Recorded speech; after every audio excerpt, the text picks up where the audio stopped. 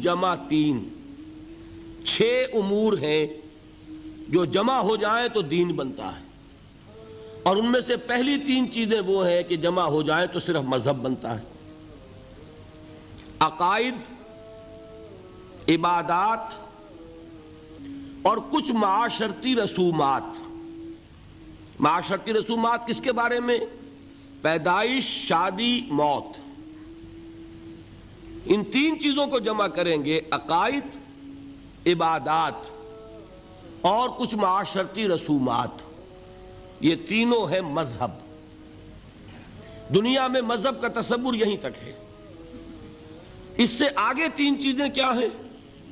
معاشرتی نظام، اقتصادی نظام، سیاسی نظام۔ ان کو جمع کریں گے تو یہ بنے گا اجتماعی نظام، اور ان 6 کو جمع کر لیں گے تو یہ بنے گا